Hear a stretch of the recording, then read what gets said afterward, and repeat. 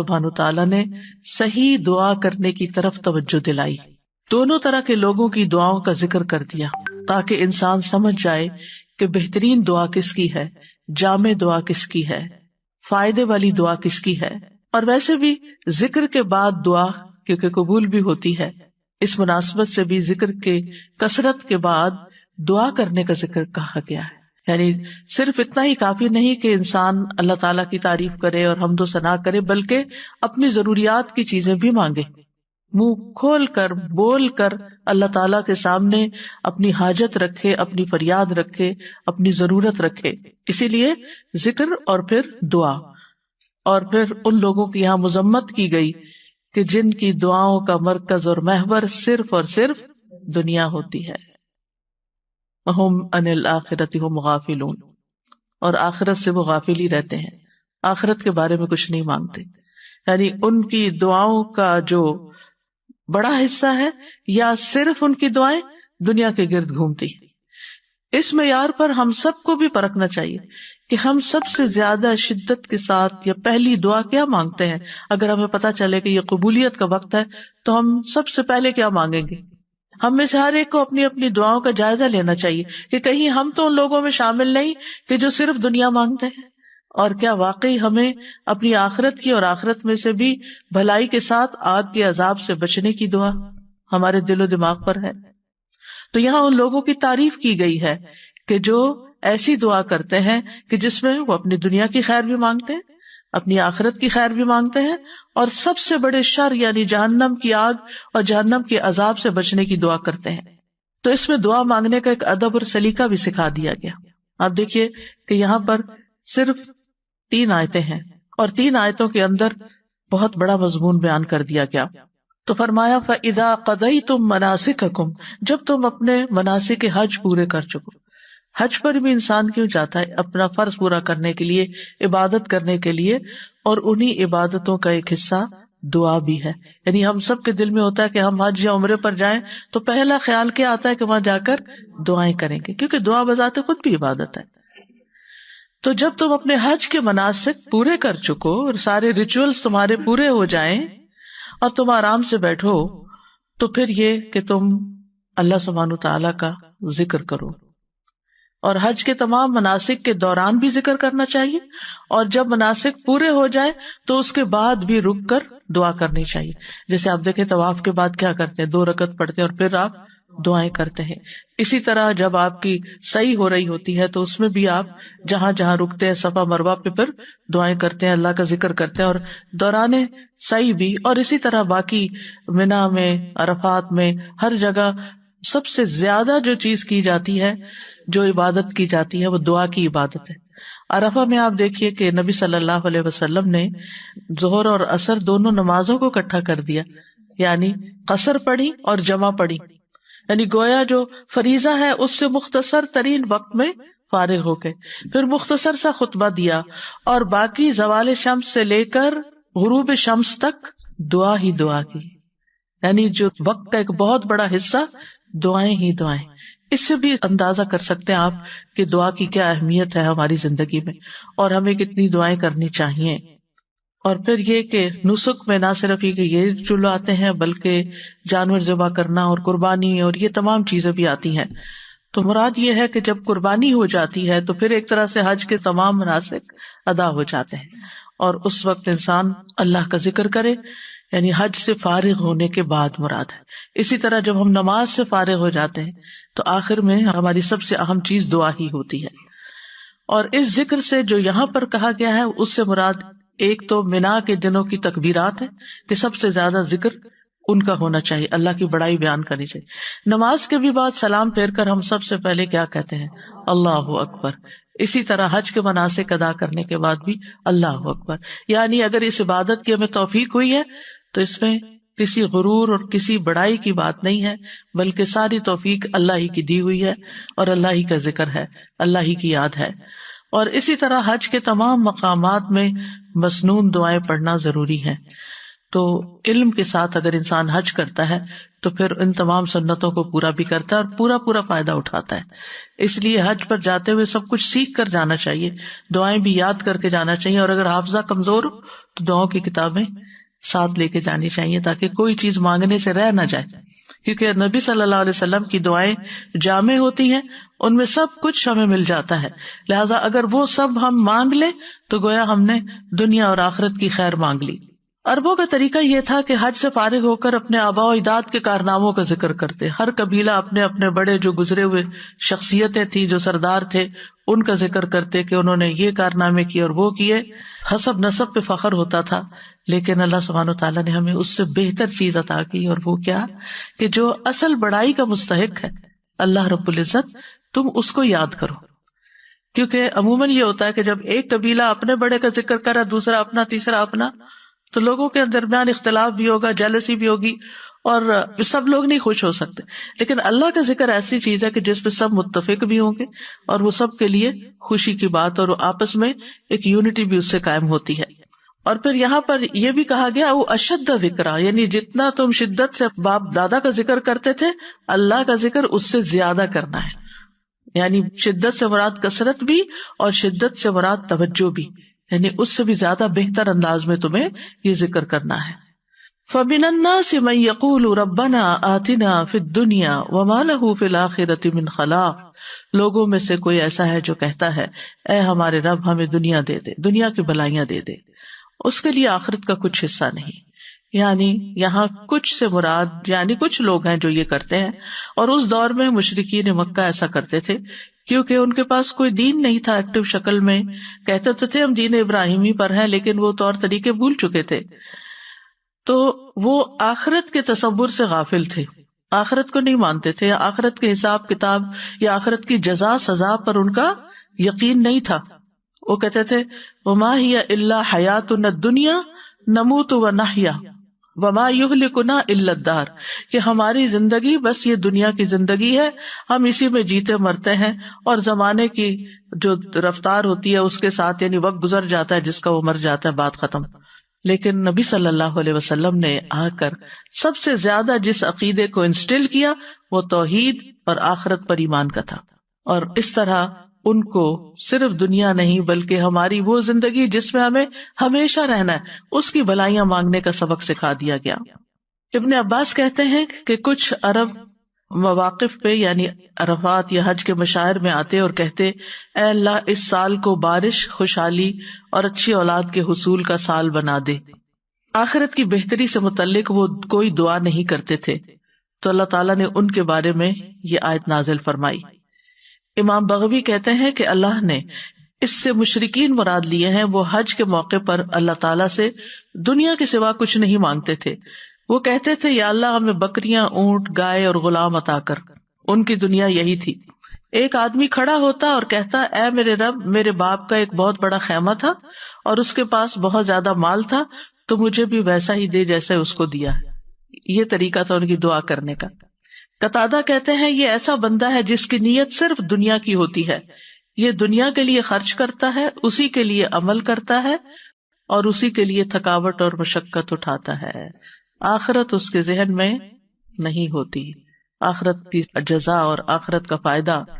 وما لہ فی الآخرۃ من خلاق، ایسے لوگوں کا جن کا مطمع نظر، جن کا گول اور جن کی توجہ اور دلچسپیوں کا سارا مرکز صرف دنیا ہے، ایسے لوگوں کے لیے پھر آخرت میں کچھ نہیں۔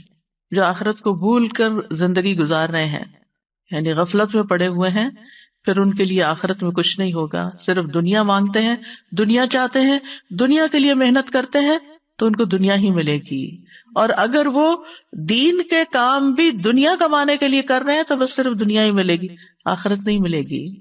قارون کے پاس بہت بڑی دولت تھی، اس کے خزانوں کا حال یہ تھا کہ خزانوں کی کنجیاں، خزانے نہیں، خزانے تو پتہ نہیں پھر کتنے ہوں گے، ان کی کنجیاں طاقتور آدمیوں کی ایک پوری جماعت مشکل سے اٹھا سکتی تھی۔ تو اس دولت کی وجہ سے قارون کے اندر فخر اور گھمنڈ پیدا ہو گیا تھا، تکبر پیدا ہو گیا تھا۔ تو اس وقت کچھ صالح بندوں نے اس کو یہی نصیحت کی تھی کہ دولت پر فخر نہ کرو، بلکہ اللہ نے تجھے جو دیا ہے اس سے آخرت کا طالب بنو، یعنی اس سے اپنی دنیا نہیں آخرت کماؤ اور دنیا کا بھی حصہ نہ بھولو. یعنی دنیا میں بھی تمہیں جو ملنا ہے مل جائے گا، دنیا کا فائدہ بھی اٹھاؤ، لیکن اس دنیا سے اپنی آخرت کمانا نہ بھولو. اور عقل مند انسان وہی ہوتا ہے جو دنیا میں رہتے ہوئے دنیا کی ہر چیز سے اپنی آخرت کمانے کی فکر کرتا ہے. یعنی مومن جو ہوتا ہے وہ صرف اکیلے دنیا کی فکر نہیں کرتا.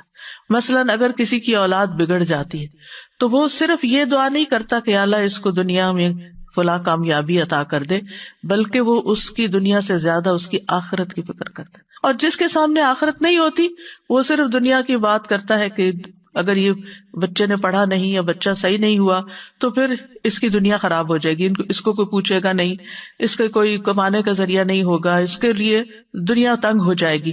اور اس وقت بالکل آخرت ان کے ذہن سے نکلی ہوئی ہوتی ہے کہ دنیا میں بگاڑ کا مقصد صرف دنیا کا بگڑنا نہیں ہے، بلکہ اس سے مراد آخرت کا بگاڑ بھی ہے. یعنی دونوں چیزیں انسان کی بگڑتی ہیں. تو مراد اس سے یہ ہے کہ انسان دنیا کی دعا بھی مانگے اور آخرت کی بھی مانگے. یعنی دنیا میں انسان کا بہت بڑا حصہ کیا ہے؟ وہ حصہ ہے کہ جس سے وہ ابدی زندگی کو حاصل کر لیتا ہے. وَمِنْهُمْ مَنْ يَقُولُ رَبَّنَا آتِنَا فِي الدُّنْيَا حَسَنَةً وَفِي الْآخِرَةِ حَسَنَةً وَقِنَا عَذَابَ النَّارِ. اور ان لوگوں میں سے بعض ایسے ہیں جو بلند ارادوں والے ہیں، جو بڑی بات سوچتے، جن کی سوچ بڑی ہے، جن کا ہورائزن بڑا ہے، وہ دنیا اور آخرت دونوں مانگتے ہیں. وہ کہتے ہیں ہمیں دنیا میں بھی بھلائی عطا کر اور آخرت میں بھی بھلائی عطا کر. وہ بھلائی جو دنیا میں وہ طلب کرتے ہیں اس میں ہر وہ خیر شامل ہے جس کا ملنا بندے کو پسند ہوتا ہے. یعنی جو بھی آپ کی چاہت ہے دنیا کے اعتبار سے، جس میں خوشگوار وسیع رزق حلال ہے، نیک بیوی یا نیک شوہر ہے، نیک اولاد جسے دیکھ کر آنکھیں ٹھنڈی ہوتی ہوں، آرام اور راحت کی زندگی، نفع مند علم، اعمال صالحہ کی توفیق، یعنی جیسے انسان کو اچھے اچھے کام کرنے کا موقع مل جائے، صدقہ کرنے کا، صلہ رحمی کرنے کا. حضرت علی رضی اللہ عنہ کہتے ہیں کہ تم اپنی صحت اور اپنی قوت اور اپنی جوانی اور اپنی دولت کے معاملے میں یہ نہ بھولو کہ تم اس کے ذریعے سے آخرت چاہو. یعنی یہ سب چیزیں کیوں مانگو کہ ہمیں یہ دولت، مال، صحت کیوں ملے؟ تاکہ ہم اس سے اپنی آخرت کمائیں. اور جہاں تک آخرت کا تعلق ہے تو اس سے مراد جنت ہے. للذین احسنوا الحسنى وزیادہ. جن لوگوں نے نیکی کی ان کے لیے نہایت اچھا بدلہ اور کچھ زیادہ بھی ہے. قتادہ کہتے ہیں اس سے مراد دنیا میں عافیت ملنا اور آخرت میں عافیت ملنا. یعنی دنیا اور آخرت کی بھلائی کو ایک لفظ سے بیان کرتے، اور وہ کیا ہے؟ عافیت. یعنی جان میں، مال میں، اولاد میں، صحت میں، ہر چیز میں عافیت، کہ انسان نقصان اور شر سے محفوظ ہو جائے. اور اس میں کوئی حرج کی بات نہیں کہ انسان اپنی آخرت کے ساتھ ساتھ دنیا میں جو چیزیں وہ چاہتا ہے وہ اس کو نصیب ہوں. اور اس میں مثلاً یہ کہ وہ اپنی ویل بینگ کے بارے میں، اپنی صحت کے بارے میں، اپنی طاقت کے بارے میں دعا کرتا ہے تو کوئی حرج نہیں.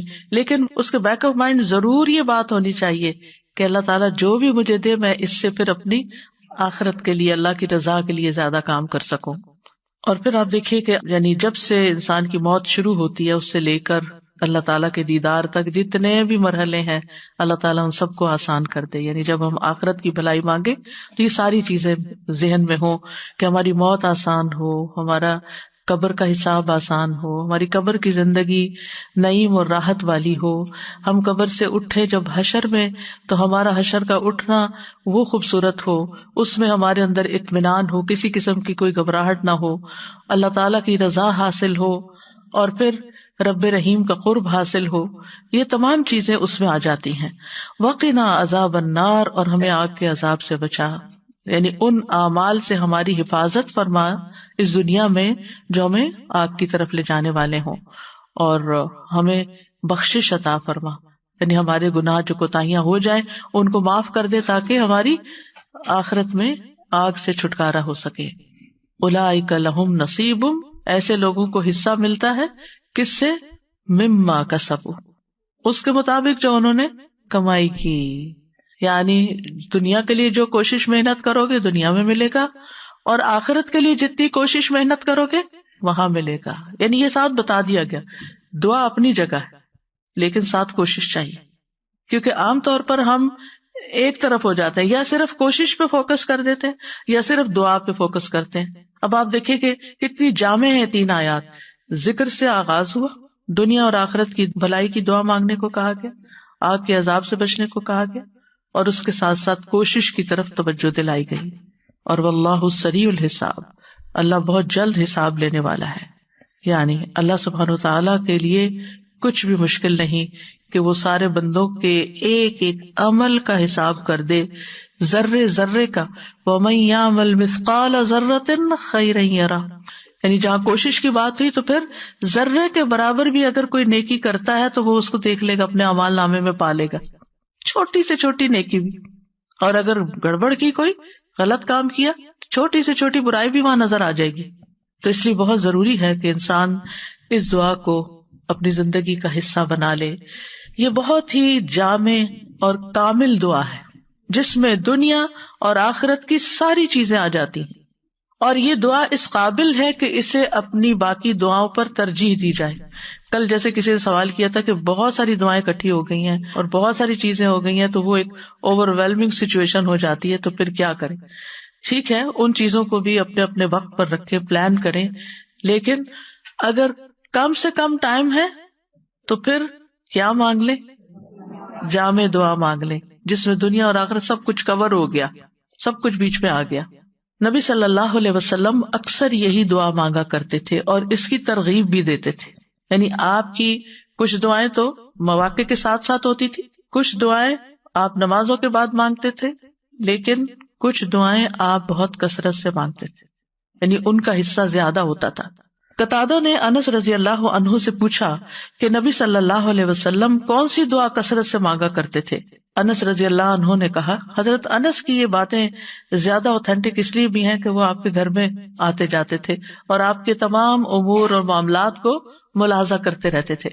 تو حضرت انس نے کہا آپ جو دعا کثرت سے مانگا کرتے تھے وہ یہ تھی، اللہم آتنا فی الدنیا حسنہ وفی الآخرۃ حسنہ وقنا عذاب النار. انس رضی اللہ عنہ جب کوئی ایک دعا مانگنا چاہتے تو یہی دعا مانگتے تھے، یعنی جب اتنا ہی وقت ہو کہ آپ ایک دعا صرف مانگ سکیں.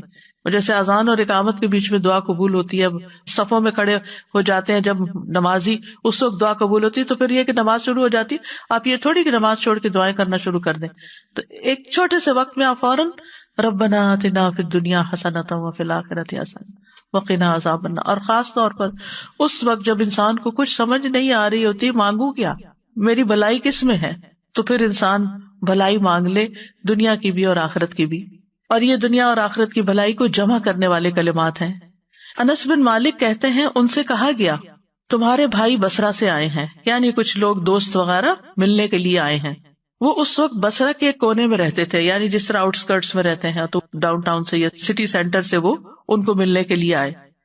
اس لیے آئے ہیں تاکہ آپ ان کے لیے اللہ سے دعا کریں، کیونکہ وہ صحابی تھے، طویل العمر تھے. اس وقت تک اکثر صحابہ فوت ہو چکے تھے، اور ظاہر ہے کہ صحابی بھی بہت جلیل القدر علم والے اور نبی صلی اللہ علیہ وسلم کی طویل صحبت پانے والے قریب ترین صحابہ میں سے تھے. تو ان کے پاس آئے کہ وہ ہمارے لیے دعا کریں. انہوں نے کہا اللہم اغفر لنا وارحمنا وآتنا فی الدنیا حسنہ وفی الآخرۃ حسنہ وقنا عذاب النار. لوگوں نے اس سے زیادہ دعا کی خواہش کی، کچھ اور دعا کرے. انہوں نے پھر یہی کہہ دیا، کہا کہ اگر تمہیں یہ مل گیا، یہ دعا قبول ہو گئی، تو تمہیں دنیا اور آخرت کی خیر مل گئی، ساری بھلائی مل گئی، کچھ بھی نہیں چھوٹے گا، پھر بات ہی ختم. کتنا خوبصورت ہے ہمارا دین کہ جو ہمیں مختلف مواقع کی مناسبت سے بہترین چیزیں سکھا دیتا ہے، جس میں اتنا بڑا بڑا فائدہ ہے. یہ خزانوں کی کنجیاں ہیں، خزانے ہیں یہ، جن کی ہم قدر نہیں کرتے. ہم میں سے ہر ایک کو پتا ہے یہ دعا ہے، لیکن کون کتنی تاکید سے مانگتا ہے بھول جاتے ہیں. ہمیں علم ہوتا ہے، ہمیں باتیں پتا ہوتی ہیں، لیکن پھر وہ آہستہ آہستہ ہمارے عمل سے نکل جاتی ہیں. ایک دفعہ سنتے ہیں، شروع کرتے ہیں، پھر کچھ دنوں میں کوئی اور چیز اوپر آ جاتی ہے، پھر وہ نکل جاتی. ایسی چیزوں کو پکڑ کے رکھنا چاہیے، کہیں ایسے نوٹس لگا دینے چاہیے یا کہیں اپنے یادداشتوں میں لکھ لینا چاہیے کہ یہ مانگنے سے نہیں بھولنا، کیونکہ یہ مل گیا تو سبھی کچھ مل گیا. اور آپ دیکھیے کہ وقت کے ساتھ ساتھ زندگی کتنی مصروفیت کا شکار ہو گئی ہے، یعنی جتنی سہولتیں زیادہ ہو گئی ہیں اتنی مصروفیت زیادہ بڑھ گئی. آج سے 100 سال پہلے کا شخص شاید اتنا ٹینس نہ ہوتا ہو جتنا ہم ہر وقت ٹینس رہتے، کیونکہ ایک کام ختم نہیں ہوتا اور ایک اور کرنے کا دھیان لگا رہتا ہے اور بھاگم دوڑ لگی رہتی ہے. اور اگر ہم کسی کرسی پر بھی بیٹھے ہوئے نا تو دماغ ہمارا دوڑ رہا ہوتا ہے نا، یہ بھی کرنا، یہ بھی کرنا، یہ بھی کرنا ہے، وہ بھی ہونا ہے. تو ایسے میں پھر واقعی ذکر کے لیے بھی بعض اوقات ٹائم کم رہ جاتا ہے، اور دعاؤں کے لیے بھی. اور خاص طور پر بچوں والی مائیں، جو چھوٹے بچوں والی، وہ تو ہارڈلی نماز کے اندر یا نماز کے باہر کوئی دعائیں مانگ سکتی ہیں، کیونکہ ٹانگوں کے چمٹے میں ہوتے ہیں یا آگے آ کے لیٹ جاتے ہیں، یا بڑے بھی ہو جائیں تو جا کے کچن میں کھڑے ہو جاتے ہیں اور آوازیں لگانے لگتے ہیں کہ جلدی آئیں. یا پھر آپ کو یہ ہوتا ہے کہ اگر میں وقت پہ نہ اٹھی تو انہوں نے کچھ کام خراب کر دینا. آج کل خاص طور پہ افطار کے فوراً بعد مغرب ہوتی ہے، آپ کو جور کھاتے، پانی پیتے، نماز شروع کر دیتے ہیں. اب آپ کا دل ہوتا ہے تھوڑا سا سکون سے نماز پڑھے، لیکن سارے تو ایسے سکون سے نہیں پڑھتے، ان کو تو بھوک لگی ہوتی، پھر آپ کو سرو کرنا ہوتا ہے، تو آپ کو سب کی ٹیک کیئر کرنی ہوتی. پھر اس وقت دل چاہتا ہے کہ کیا مانگ لیں، کچھ تو مانگے، کیونکہ سارے دن کے روزے کے بعد اس نماز کی کیفیت بھی بڑی اچھی ہوتی ہے. تو اس وقت یہ دعا مانگ کے اٹھ جائے، لمبی نہ مانگے کہ گھر والے ناراض ہونے لگے. تو بہت سے اوقات ایسے ہوتے ہیں کہ جس میں ہمارے پاس کوئی نیکی کا کام کرنے کا بہت مختصر سا وقفہ ہوتا ہے. ایسے اوقات کو استعمال کر لیا کریں ایسی جامع دعاؤں کے ساتھ. پھر اسی طرح عافیت کی دعا مانگنا، یہ بھی دنیا اور آخرت کی بھلائیاں مانگنے میں سے ہے. حضرت انس سے روایت ہے کہ رسول اللہ صلی اللہ علیہ وسلم نے مسلمانوں میں سے ایک ایسے شخص کی، بیمار شخص کی عیادت کی جو لاغر ہو کر چوزے کی طرح ہو گیا تھا، بالکل سکڑ سا گیا. تو رسول اللہ صلی اللہ علیہ وسلم نے اس سے فرمایا، کیا تم اللہ سے کسی چیز کی دعا کرتے تھے یا اس سے کچھ مانگا کرتے تھے؟ اس نے کہا، جی ہاں، میں کہتا تھا، اے اللہ تو مجھے آخرت میں جو سزا دینے والا ہے وہ دنیا میں ہی دے دے. اس پر رسول اللہ صلی اللہ علیہ وسلم نے فرمایا، سبحان اللہ، تم میں اتنی طاقت نہیں، تم اس کی استطاعت نہیں رکھتے. تم نے یہ کیوں نہ کہا، اللہم آتنا فی الدنیا حسنۃ وفی الآخرۃ حسنۃ وقنا عذاب النار. یاد رکھیے یہ دعا نبی صلی اللہ علیہ وسلم سے اللہم کے ساتھ آتی ہے اور قرآن میں ربنا کے ساتھ آتی. ان دونوں میں سے جو بھی آپ، کیونکہ یہ نہ ہو کہ پھر آپ پوچھیں یہ پڑھیں یا وہ پڑھیں، جو بھی آپ کا دل چاہے پڑھیں. پھر آپ صلی اللہ علیہ وسلم نے اس شخص کے لیے دعا کی جو اتنا کمزور ہو گیا تھا، تو اللہ تعالیٰ نے اس کو شفا عطا کر دی. یہ دعا اس لحاظ سے بھی بڑی اہم ہے کہ رکن یمانی اور حجر اسود کے درمیان مانگی جاتی. تھوڑا سا فاصلہ ہوتا ہے نا، رش تو الحمدللہ بڑا بھی ہو جاتا ہے، لیکن ویسے وہ تھوڑی سی جگہ ہوتی، تو اس میں انسان اگر پوری توجہ کے ساتھ یہ دعا مانگ لیتا ہے تو گویا وہ سب کچھ مانگ لیتا ہے. اب دیکھیں ہمارے دین نے ہم سب کے لیے، ہم جیسے کمزور لوگوں کے لیے کتنی رعایت اور سہولت رکھی ہے. جن کے حافظے کمزور ہوں، جنہیں بہت ساری دعائیں یاد نہ ہوں، جو بہت کچھ نہ مانگ سکتے ہوں، وہ کم از کم اتنی دعا یاد کر کے چلے جائیں. یہ تو ہر حاجی کر سکتا ہے، یعنی ان پڑھ سے ان پڑھ، کمزور سے کمزور حافظے والا ایک یہ دعا سیکھ کے چلا جائے اور یہ بھی مانگتا رہے تو گویا سبھی کچھ اس نے مانگ لیا. ابن رجب کہتے ہیں کہ سلف صالحین ایام تشریق میں اس دعا کو کثرت سے مانگنا پسند کرتے تھے، یعنی جب کہ حج کے مناسک ختم ہو جاتے تھے اور منا کے دنوں کے جو باقی دن ہوتے ہیں. اور عطا کہتے ہیں کہ جو شخص بھی حج کر کے اپنے وطن واپس جانے لگے اور جب وہ اپنے اہل و عیال کی طرف متوجہ ہو تو یہی دعا پڑھے. امام نووی کہتے ہیں یہ دعا مطلق ہے، اس کی کوئی حد نہیں، تو یہ دعا ہر وقت اور ہر لمحے کی جا سکتی ہے. اٹھتے بیٹھتے چلتے پھرتے یہی مانگ سکتے ہیں. نماز میں، نماز کے علاوہ دیگر اوقات میں، دعا کو شروع کرتے وقت، دعا کے اندر، مریض کی شفا کے لیے بھی اور باقی مواقع پر بھی، قبولیت کے اوقات میں، یعنی ہر موقع پر آپ یہ دعا پڑھ لیں. یعنی یہ دعا تو ہم میں سے ہر ایک کو لازماً زبانی یاد ہونی چاہیے تاکہ جب دل چاہے اس کو پڑھ لے. تو بہرحال جو بھی اس کو پڑھے گا اور جتنی آپ کوشش کریں گے، محنت کریں گے اور اس کے ساتھ ساتھ نیک اعمال کریں گے، اللہ تعالیٰ دعائیں سنے گا. اور پھر آپ دیکھیے کہ اس سے یہ بھی پتہ چلتا ہے کہ اللہ تعالیٰ ہر ایک کی سنتا ہے. تو صرف دنیا مانگتا ہے اور کوئی دنیا اور آخرت دونوں مانگتا، من الناس سے، لوگوں میں سے، یہ نہیں کہا مومنوں میں سے، جو بھی مانگے گا اس کو ملے گا. لیکن آخرت کی بھلائیاں تو جو آخرت پر ایمان رکھتا ہے اسی کو ہی نصیب ہوگی. بہرحال اللہ سبحانہ وتعالی بندوں سے جلد حساب لینے والا ہے اور قیامت کے دن بیک وقت وہ سب سے حساب لے سکتا ہے. اللہ کی قدرت بہت بڑی ہے اور دنیا میں بھی اس کو بندوں کا حساب لیتے ہوئے دیر نہیں لگتی، اس لیے ہر موقع پر، ہر تکلیف کے موقع پر اسی کی طرف پلٹنا چاہیے۔ اس دعا سے ایک اور بات بھی پتہ چلتی ہے کہ دنیا سے زیادہ آخرت کا حصہ ہے اس دعا میں۔ دعا کا ایک حصہ ربنا آتنا فی الدنیا حسنہ، اور دوسرا حصہ وفی الآخرۃ حسنہ وقنا عذاب النار۔ آخرت کے لیے دو چیزیں مانگی گئی ہیں۔ پھر آپ دیکھیے ربنا کہہ کر دعا شروع کی گئی ہے، یعنی اللہ تعالی کے نام الرب کے ساتھ، اس کی صفت ربوبیت کے ساتھ۔ اور پھر اس دعا سے یہ بھی پتہ چلتا ہے کہ مانگنے والا جو ہے وہ بلند عزائم رکھتا ہے، بڑی سوچ کا مالک ہے۔ یہ بھی یاد رکھیے کہ آخرت کے ساتھ ساتھ دنیا مانگنے میں کوئی برائی نہیں ہے، کہ ہمیں خود سکھا دیا گیا ہے۔ یعنی بعض لوگ ایکسٹریمسٹ ہوتے ہیں، جب دین کی بات کرتے تو دنیا کو بالکل بھول جاتے ہیں، اور بعض لوگ آئیڈیلسٹ ہوتے ہیں، دنیا بھی آئیڈیل ہو جائے اور آخرت بھی۔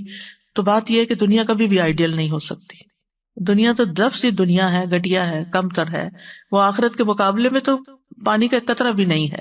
تو اس لیے یہاں انسان کو جو کچھ ملا ہے وہ دراصل آخرت کمانے کے لیے ملا ہے۔ یعنی آپ دنیا میں اچھی صحت، مال، رزق، ہر چیز کیوں مانگے؟ تاکہ یہ چیزیں زیادہ ہوں گی تو اس سے آپ کی آخرت میں زیادہ کنٹریبیوشن ہو سکے گی۔ ورنہ دنیا میں جتنا کچھ انسان کو ملتا ہے وہ سب کچھ استعمال نہیں کر سکتا، سب کچھ نہیں آپ استعمال کر سکتے۔ یعنی اگر آپ نے مانگ بھی لیا اور دنیا کٹھی بھی ہو گئی آپ کے پاس، آپ کو دنیا میں 10 گھر مل گئے رہنے کے لیے، کہاں رہیں گے؟ ایک ہی گھر میں رہیں گے نا، ورنہ زندگی پراگندہ ہو جائے گی، پریشان حال ہو جائیں گے۔ کچھ لوگ ہوتے ہیں نا، وہ کبھی یہاں رہتے ہیں، کبھی وہاں رہتے ہیں، کبھی کہیں جاتے ہیں، کبھی کہیں جاتے ہیں، کہیں چین ہے نہیں ان کو، کیونکہ زندگی میں مقصد کوئی نہیں ہے، ایک جگہ گھبرائے تو دوسری جگہ چل پڑے۔ تو دنیا کا حال تو یہ ہے کہ نہ ہو تب بھی مشکل، زیادہ ہو جائے تب بھی مشکل، ایک ٹانگ ادھر ایک ادھر۔ تو انسان کو دنیا مانگتے ہوئے جو بھی وہ دنیا کا حصہ مانگے گا برا نہیں سوچنا چاہیے، برا نہیں فیل کرنا چاہیے کہ ہائے میں دنیا مانگ رہا ہوں، ہاں یہ اچھا نیک انسان ہے، عابد، زاہد، پائس، یہ دنیا بھی مانگتا ہے۔ ہاں دنیا مانگتے ہیں، کیوں؟ اس لیے تاکہ دنیا میں ذلیل و خوار نہ ہو لوگوں کے ہاتھوں، اور دنیا اچھی ہوگی تو اس سے آخرت بھی اور اچھی ہو جائے۔ زیادہ مال ہوگا، زیادہ صدقہ خیرات کریں گے، زیادہ اچھی صحت ہوگی، زیادہ عبادت کریں گے، زیادہ روزے رکھیں گے، زیادہ نیکی کے کام کریں گے، زیادہ اولاد ہوگی اور پھر وہ نیک بھی ہوگی تو زیادہ صدقہ جاریہ ہوں گے۔ یعنی جو چیز بھی آپ کی یہاں زیادہ ہوگی دنیا کی، اور آپ اس کو صحیح سے استعمال کریں گے تو وہ اتنا ہی زیادہ آپ کا آخرت کا حصہ بڑھتا چلا جائے گا۔ لیکن اگر کوئی شخص یہ ساری چیزیں صرف دنیا کی خاطر مانگتا ہے تو پھر نقصان ہے۔ یعنی وہ مال جو صرف دنیا کے کام آئے، وہ عزت جو صرف دنیا کی حد تک ہو، یہ پھر خسارے کا سودا ہے۔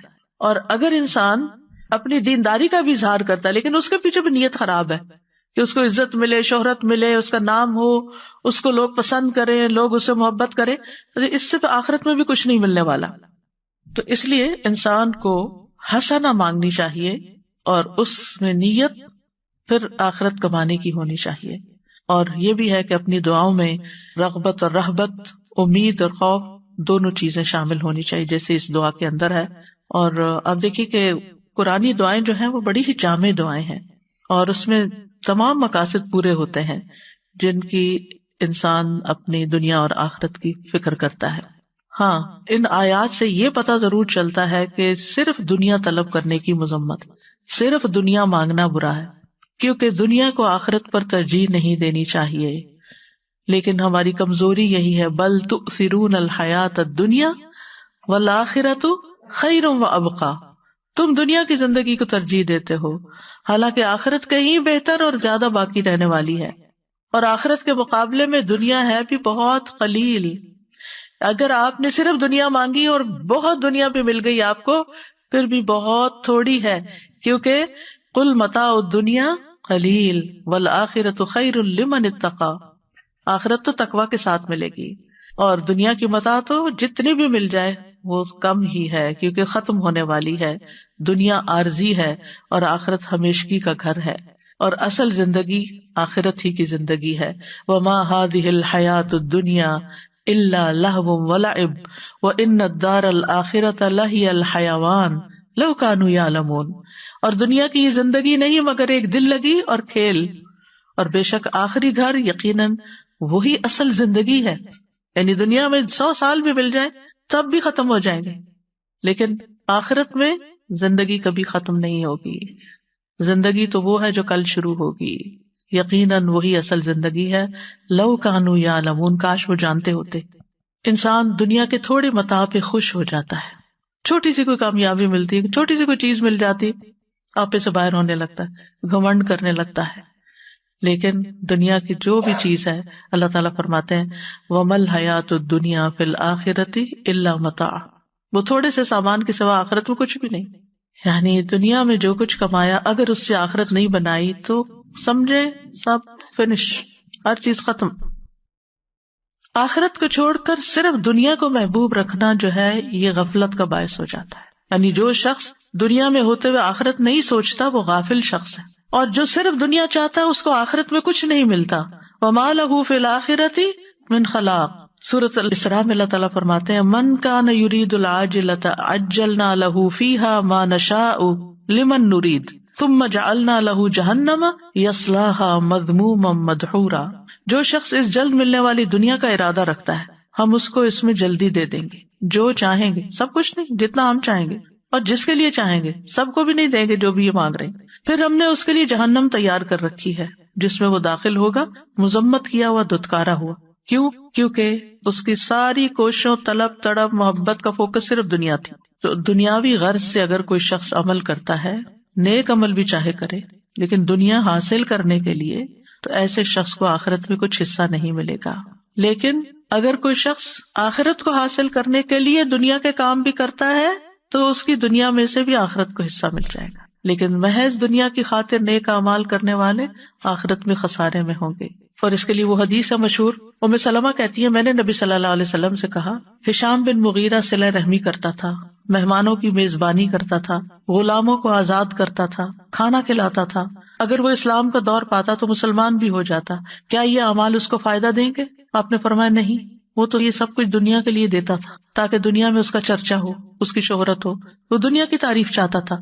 اس نے ایک دن بھی یہ نہیں کہا رب اغفر لی خطیئتی یوم الدین، اے میرے رب بدلے کے دن میری خطاؤں کو معاف کر دینا.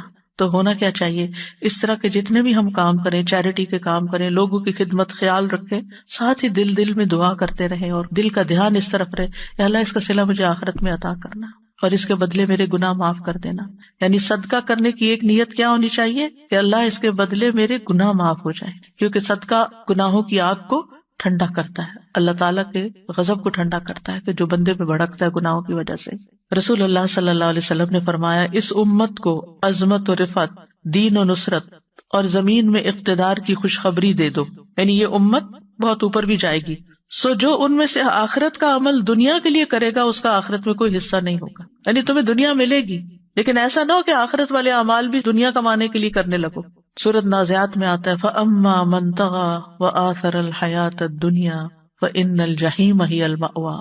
جس نے سرکشی کی، دنیا کی زندگی کو ترجیح دی تو جہنم اس کا ٹھکانہ ہوگی. دنیا کی طلب انسان کو بعض اوقات گمراہی کے راستے پر لے جاتی ہے، یعنی انسان اللہ کے راستے پر نہیں چل سکتا جب اس کی دنیا کی خواہشات بڑھ جاتی ہیں. اور بعض اوقات وہ دنیا سے ایسی محبت کرنے لگتا ہے کہ آخرت کے بارے میں کوئی ذکر بھی کر دے تو اس کو برا لگتا ہے کہ آپ ہر وقت موت کی باتیں کرتے ہیں، جنت کی باتیں کرتے ہیں، جہنم کی باتیں کرتے ہیں. تو محض دنیا طلب کرنے سے آخرت کا نقصان ہو جاتا ہے، دل ٹیڑھے ہونے لگتے ہیں، نیت خراب ہونے لگتی ہے نا انسان کی.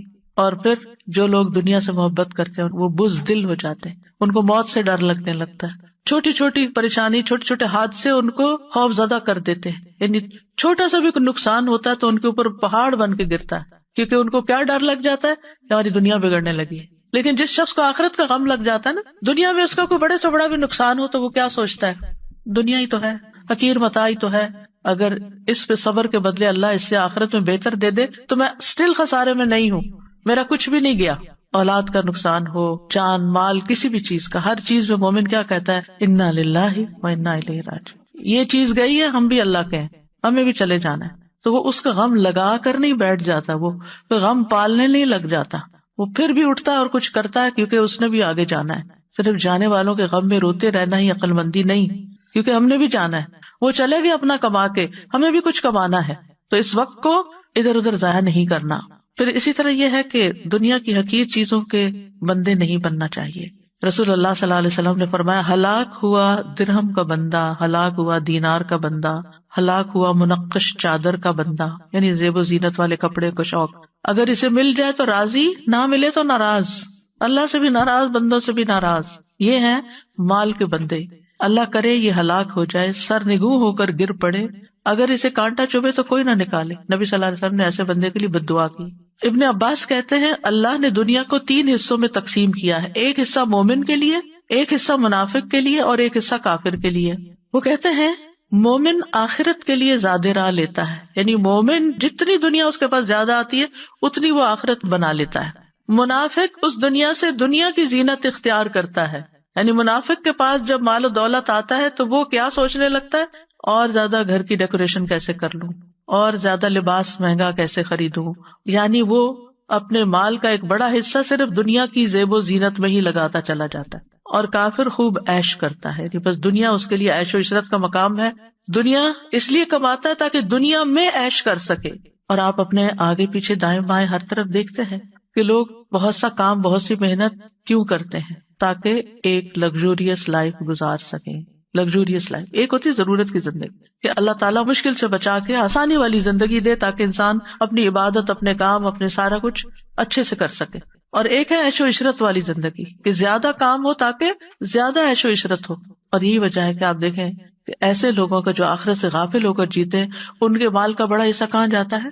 سوچئے کہاں جاتا ہے؟ انٹرٹینمنٹ، یعنی کھانا صرف ضرورت کا کھانا نہیں، بلکہ کھانے میں ایسی چیزوں کا انتخاب جو صرف ایک زبان کا ٹیسٹ ہو یا ایک انٹرٹین کرتی ہوں۔ پھر اس کے بعد اوقات اگر فارغ ہے تو وہ کس کام میں جاتے ہیں؟ ووکیشنز، اور ووکیشنز میں بھی ایسی جگہوں کا انتخاب جہاں نہ انسان اپنی نگاہوں کی حفاظت کر سکے اور نہ ہی اپنے دین کی حفاظت کر سکے، اور پھر اسی طرح لباس اور باقی چیزیں۔ تو مومن دنیا کی عیش و عشرت کے پیچھے نہیں ہوتا، وہ اپنے وقت کو قیمتی سمجھتا ہے۔ وہ اگر ووکیشن پر جاتا بھی ہے تو غور و فکر کے لیے وہ ایسی جگہوں کا انتخاب کرتا ہے کہ جہاں وہ جا کر اپنے ایمان میں اور اضافہ کر کے آئے، جہاں وہ کچھ نیا سیکھ کر آئے۔ یعنی مومن کے لیے کہیں ووکیشن پہ جانا منع نہیں ہے، بلکہ کہا گیا سیرو فی الارض، زمین میں چلو پھرو، دیکھو کیسے ہوا پچھلی قوموں کے مجرموں کا انجام، چلو پھرو اللہ کی نشانیوں پر غور کرو۔ ایسی ووکیشن منع نہیں ہے، کیونکہ اس میں ہم کس کے لیے حصہ لے رہے ہیں؟ آخرت کے لیے حصہ لے۔ لیکن اگر صرف عیش و عشرت، جیسے وہ لوگ جن کے دل اللہ کے خوف سے خالی ہوتے ہیں، وہ ایسی جگہوں پر زنا اور شراب اور ہر طرح کے حرام کام کرنے کے لیے ان کو کلی چھٹی ملتی ہے، تو اس چیز کی پوچھ ہوگی، اس پہ پکڑ ہے۔ اور ایک اور بہت سوچنے کی بات، وہ کیا؟ مالک بن دینار کہتے ہیں آپ دنیا کے لیے جتنا غم کریں گے اسی حساب سے آپ کے دل سے آخرت کی فکر نکل جائے گی، کیونکہ ایک دل ہے نا، آپ نے اس میں کیا بھرنا ہے۔ اگر دنیا کا غم بھر لینا ہے تو آخرت کا غم نکل جائے گا۔ جتنا جتنا دنیا کا غم بھرے جا رہے ہیں آخرت کا غم نکلے جا رہا ہے۔ اور اگر آپ آخرت کا غم لگا لیں گے تو دنیا کا غم نکلنا شروع ہو جائے گا۔ دنیا کے غموں سے نبٹنے کا یہی طریقہ ہے، ورنہ یہ دنیا اپنے ہر اچھے برے طریقے سے آپ کو غمگین ہی کرتی۔ بہت ساری نعمتیں مل جائیں وہ بھی غمگین کر دیتی ہیں کہ یہ پرانی ہو جائیں گی، یہ ختم ہو جائیں گی۔ ان چیزوں کا ملنا بھی غم، اولاد مل جاتی ہے تو یہ تھوڑی ہوتا کہ صرف آپ خوش ہوتے ہیں، جتنے خوش ہوتے ہیں نا اس سے 10 سے زیادہ فکر کرتے ہیں اور غمگین بھی ہوتے ہیں۔ اسی طرح مال، کوئی دنیا کی کوئی بھی چیز لیں، ہے جو گھٹیا، ادنا، کم تر، تو پھر اس کی کوئی بھی چیز غم، رنج، فکر، کانٹوں سے پاک نہیں ہے۔ یہاں ہر چیز کے ساتھ مسائل ہے، تو اس لیے پھر انسان آخرت کا فکر لگا لے، آخرت کا غم لگا لے۔ اور جب آخرت کا غم ہوگے تو انسان کہے گا یہ دنیا کا یہ 4 دن کی بات ہے مشکل وقت، گزر جائے گا، نکل جائے گا، ختم ہو جائے گا۔ دنیا میں نہ کوئی بیماری ہمیشہ رہنے والی ہے، نہ کوئی مسئلہ ہمیشہ رہنے والا ہے، نہ کوئی بھوک افلاس ہمیشہ رہنے والا ہے، کچھ بھی ہمیشہ رہنے والا نہیں، یہ سب کچھ موت کے ساتھ ختم ہو جائے گا۔ لیکن موت کے بعد کوئی مسئلہ پیش آ گیا تو آپ اکیلے ہیں بھگتنے کے لیے، وہاں کوئی ساتھ نہیں، اور وہ ختم بھی نہیں ہونے والا، وہ پھنس گئے مصیبت میں۔ ایک جنازہ جا رہا تھا تو آپ نے فرمایا مستریح و مستراح، مستریح یا راحت پانے والا، مستراح جس سے راحت پائی جائے۔ مستریح مومن ہوتا ہے جو دنیا کے غموں، فکروں، پریشانیوں، تکلیفوں، بیماریوں، ہر چیز سے نجات پا کر اللہ کی رحمت میں ڈھانپا جاتا ہے۔ آگے اس کے لیے فرشتے استقبال کرنے والے، نورانی شکلوں والے، اس کی جان نکالنے والے، اس کو روح و ریحان ان کی خوشخبری دینے والے۔ قبر اس کے لیے بہت وسیع باغ کی طرح، اور اس کے لیے آرام اور راحت اور نعیم، اور پھر رب کی رضا کی خوشخبری جنت کو دکھا دیا جائے گا. مستریح، دنیا میں نہیں جانا واپس، غموں کا گھر، وہ دنیا میں رہنے کو پسند ہی نہیں کرے گا. ہاں سوائے ایک کے جو شہید ہو کر آئے، وہ ایک دفعہ بھیجے وہی لذت پا کر آؤ اللہ کی راہ میں جان دینے کی جو پہلے پائی تھی. باقی وہاں جس کو اچھا استقبال مل گیا بس اس کی تو عیش ہو گئی. اب عیش ہی عیش ہے. پھر قیامت کے دن اٹھے گا، وہاں راحت ہے، اللہ تعالیٰ سے ملاقات انتہائی خوشگوار ہے. اور پھر اس کے بعد حساب کتاب، میزان پہ حوض کوثر پر نبی صلی اللہ علیہ وسلم سے ملاقات ہے، پل صراط میں آنکھ چپکتے گزر گئے، پھر آگے جنتیں، راحتیں، نعمتیں، اللہ کا دیدار، کیا کچھ ہے مومن کے لیے. مستریح. اور دوسرا ہے مستراح. وہ کون ہے؟ جو مرتا ہے تو لوگوں کو سکون ملتا ہے، لوگوں کی زندگی آرام میں آتی ہے، کیونکہ اس نے اتنا فساد مچایا ہوا ہوتا ہے فرعون کی طرح دنیا میں، کہ جب ایسے فرعون دنیا سے جاتے ہیں، ایسے فسادی لوگ دنیا سے جاتے ہیں، ایسے فسادی لوگ گھر سے نکلتے ہیں تو گھر والے شکر کرتے ہیں، اللہ تیرا شکر ہے تو نے اٹھا لیا اس بندے کو، ہماری جان آسان ہو گئی. ایسے نہ بنے کہ لوگ آپ کے مرنے کی دعائیں کرنے لگے، لوگوں کے فائدے کے بنے، لوگوں کے کام کے بنے. کچھ لوگ ایسے ہوتے ہیں جن کی زندگیاں گھر والوں نے حرام کی بھی ہوتی، اور بعض اوقات صرف ایک خاتون یا ایک مرد کی وجہ سے وہ زندگی حرام. ابیوسو ہسبینڈ، یعنی کوئی کام سیدھا نہیں، کوئی بات سیدھی نہیں، ہر بات پہ گالیاں گلوچ، مار پٹائی، لڑائی جھگڑے. آپ یقین کریں اس وقت روزے سے ہوں، یعنی شاید ہی کوئی دن یا پھر شاید ہی کوئی ویک ایسا جاتا ہے کہ جس میں اس قسم کی باتیں نہ سننے کو ملے، کہ جس میں خواتین اپنے ہسبینڈز کی برائیاں اور ان کی تکلیفیں، یا ساس کی برائیاں، یا کسی اور کی، یعنی لوگوں کو ہی دکھی اور پریشان کر کے رکھا ہوا ہے. لوگوں نے لوگوں کی زندگی حرام کی ہوئی، گھر میں لڑائیاں، بچوں کی طرف سے پریشانیاں. لگتا ہے کہ کوئی گھر خالی نہیں ہے اس سے. لوگوں کو آخرت بھول گئی ہے، اسی لیے وہ اپنی زبان سے دوسروں کو تکلیف دیتے، اسی لیے وہ دوسروں کے اوپر ظلم ڈالتے، اسی لیے بدتمیزی اور بد اخلاقی کرتے کہ کوئی ان کو پوچھنے والا نہیں ہے. اگر انہیں اللہ کا ڈر ہو، اللہ کا تقویٰ ہو، انہیں فکر ہو کہ قبر میں بھی جانا ہے، فرشتے نے جان لینے بھی آنا ہے، اور ایسا بے بس ہو کے پڑا ہوگا کہ کوئی بھی مدد نہیں کرے گا، تو رہ جائے گا یہ سارا دنیا کا ساز و سامان. بعض اوقات صرف مال کے پیچھے جھگڑے ہیں، بہن بھائی خون کے رشتے آپس میں کٹے ہوئے اور ایک دوسرے پہ مقدمے کر رہے ہیں، ایک دوسرے سے لڑائیاں کر رہے ہیں.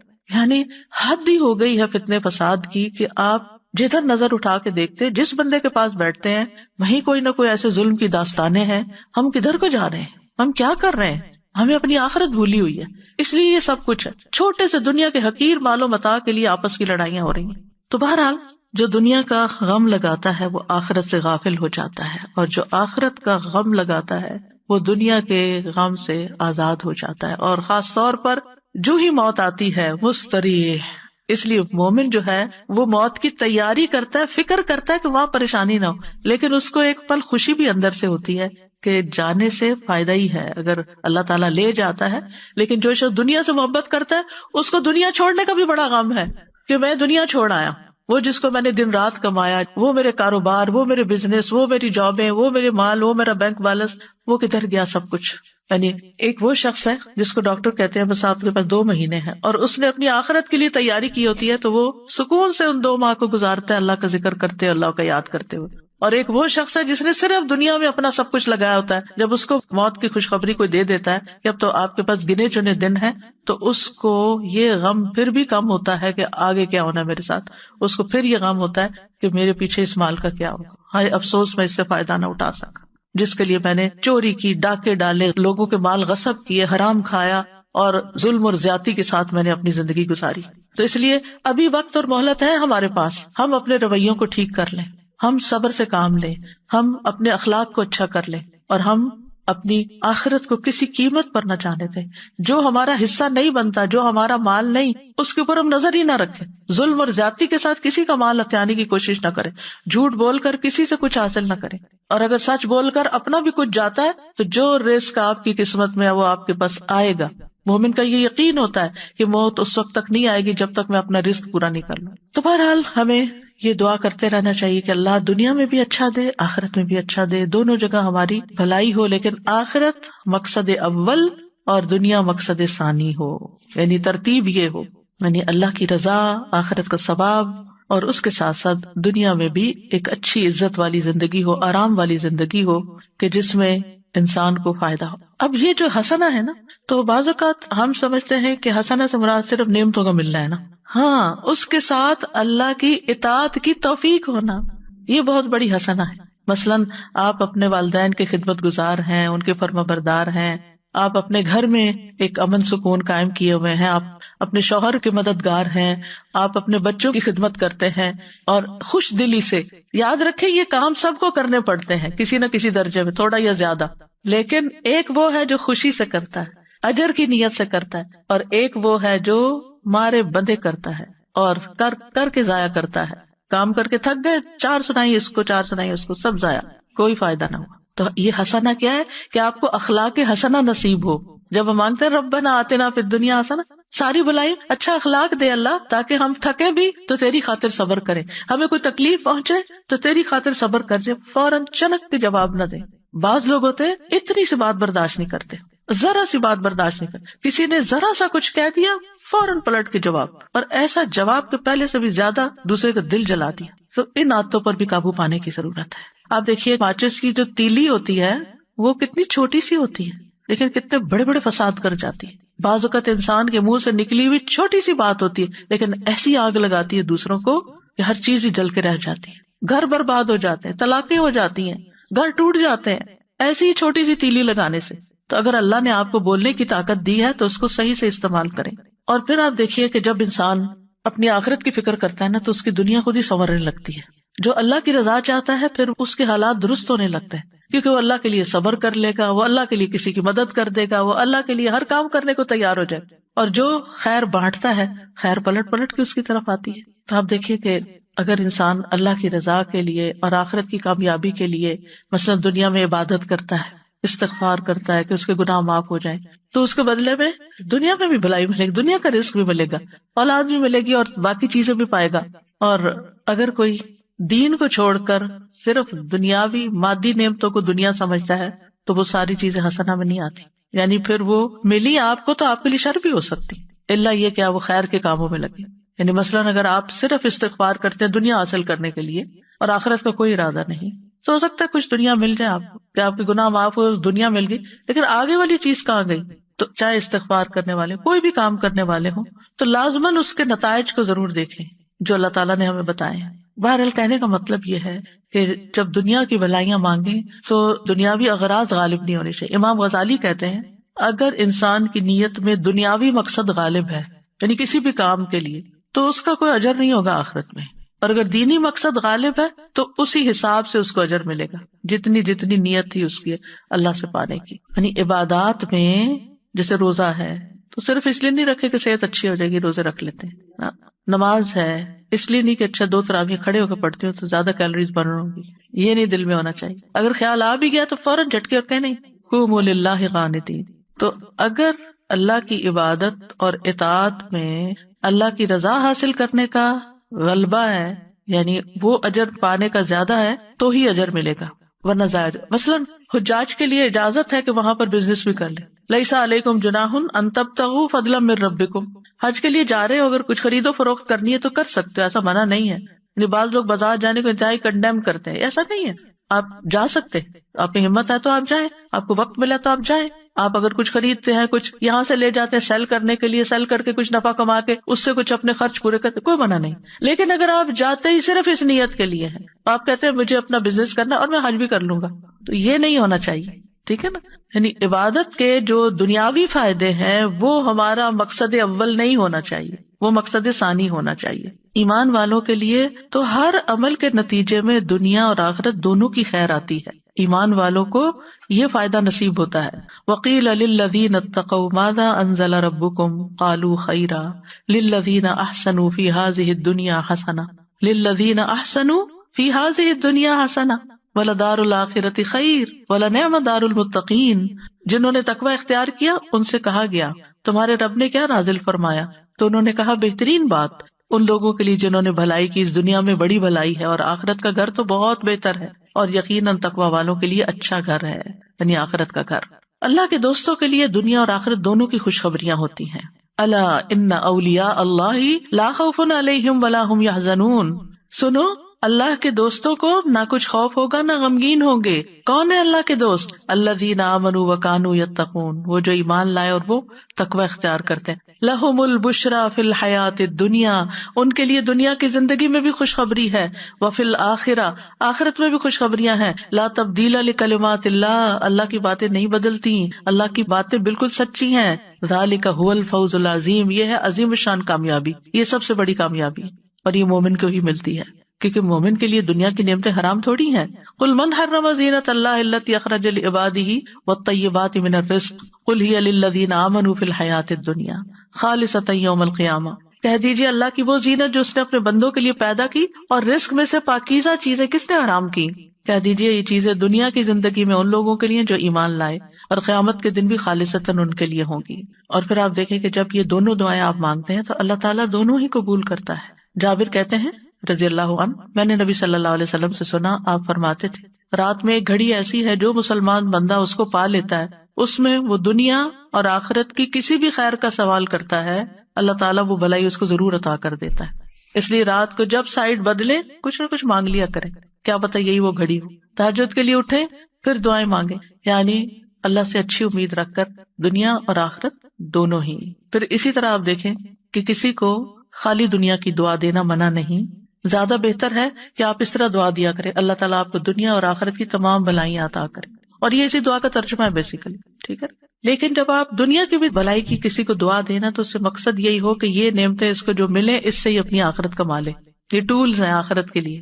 حضرت انس کہتے ہیں نبی صلی اللہ علیہ وسلم ہمارے ہاں تشریف لائے، وہاں میری والدہ اور میری خالہ ام حرام کے سوا کوئی نہیں تھا، یعنی 2 مرد 2 عورتیں، نبی صلی اللہ علیہ وسلم اور حضرت انس اور 2 عورتیں یعنی امی اور خالہ. آپ نے فرمایا کھڑے ہو جاؤ میں تمہیں نماز پڑھاؤں.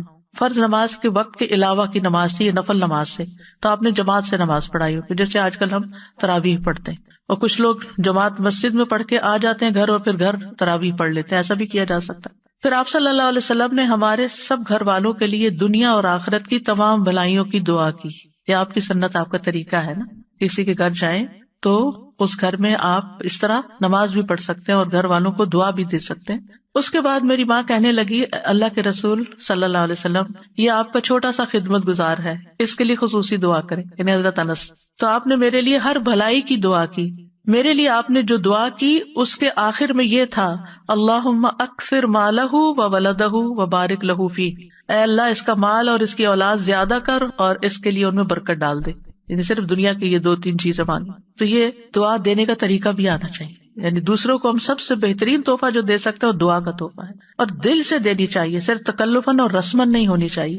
اور پھر یہ کہ دنیا اور آخرت کی ہر بھلائی کی دعا کرنی چاہیے، اور اس کے علاوہ کوئی خاص دعا آپ کسی کو دینا چاہے تو وہ بھی دے سکتے ہیں. اب دنیا کی بھلائی میں کیا کیا چیزیں شامل ہیں خاص طور پر، یعنی پہلے کچھ اس کا ذکر تو ہو چکا ہے اجمالی طور پر، لیکن اب ٹو دا پوائنٹ چند باتیں کروں گی. سب سے پہلے یہ کہ سب سے بڑی دولت اور نعمت دنیا میں اسلام ہے، دین ہے. الحمدللہ اللہ نے ہمیں یہ دولت عطا کی ہے، ہمیں مسلمان پیدا کیا، ہمیں دین دیا. اس کے لیے ہمیں اللہ سے دعا کرنی چاہیے کہ اللہ ہمیں دین کا نفعمند علم عطا فرمائے. یہ سب سے بڑی دولت ہے. ایمان کے بعد جو دولت مانگنی چاہیے وہ ربی زدنی علما ہے. یہ مل گیا آپ کو، آپ کے علم میں اضافہ ہوتا گیا تو نتیجہ کیا ہوگا، آپ کے نیک اعمال زیادہ ہوتے جائیں گے. علم سرمایہ کی طرح ہے، جتنا مال زیادہ ہوگا نا اتنا آپ زیادہ خرید سکتے ہیں کوئی چیز. جتنا علم زیادہ ہوگا اتنی آپ کو نیکیاں کرنے کے زیادہ طریقے پتہ چل جائیں گے کہ کیا کیا کرنا ہے. اس لیے علم حاصل کرنے کے حریص ہونا چاہیے، اور علم کی مجالس کا حریص ہونا چاہیے. یہ دنیا کی بہت بڑی حسنہ ہے، بہت بڑی بھلائی ہے جس کو یہ نصیب ہو جائے کہ اس کو اللہ تعالیٰ موقع دے دے، وقت دے دے، توفیق دے دے کہ وہ علم کی مجلس میں حاضر ہو جائے اور وہاں سے کچھ لے کے اٹھے، کوئی خزانہ پا کے جائے اور اس پر پھر عمل بھی کرے. اس کے بعد سب سے بڑی دولت نیک اعمال کی توفیق ملنا. نبی صلی اللہ علیہ وسلم نے فرمایا نیک عمل کرو. ہر شخص کو ان اعمال کی توفیق دی جاتی ہے جن کے لیے وہ پیدا کیا گیا. جو شخص نیک ہوگا اسے نیکوں کے عمل کی توفیق ملی ہوتی ہے، اور جو بدبخت ہوتا ہے اسے بدبختوں کے عمل کی توفیق ملی ہوتی ہے.